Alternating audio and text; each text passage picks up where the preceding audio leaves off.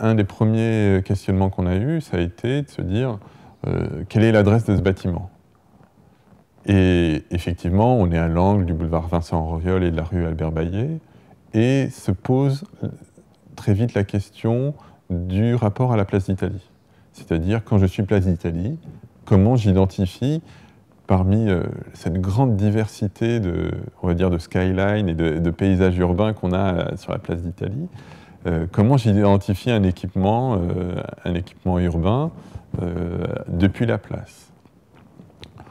Aujourd'hui, le bâtiment de l'ancien conservatoire, par rapport à ça, ne nous aidait pas beaucoup, il faut le dire, puisqu'il se situe en recul, déjà par rapport à la rue Albert Baillet, il est en recul derrière une petite cour anglaise, et depuis le boulevard Vincent Auriol, et a fortiori depuis la place d'Italie, il se cache en fait derrière ses locaux techniques.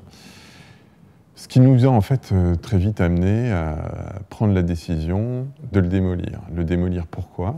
Non seulement pour ces questions de positionnement urbain, mais aussi pour que, du point de vue des usages et de la performance énergétique et l'empreinte écologique du bâtiment, on puisse arriver à une solution satisfaisante, c'est-à-dire avoir un bâtiment bien isolé, un bâtiment qui permet d'avoir de la lumière naturelle qui rentre, et un bâtiment qui puisse s'adresser sur le quartier d'une façon, on a envie de dire, évidente. C'est-à-dire qui balaye depuis le boulevard Vincent Auriol, la rue Albert Baillet, jusqu'au jardin qu'on va retrouver au cœur de l'îlot, qui arrive à articuler en fait ces différentes ambiances et ces différents espaces.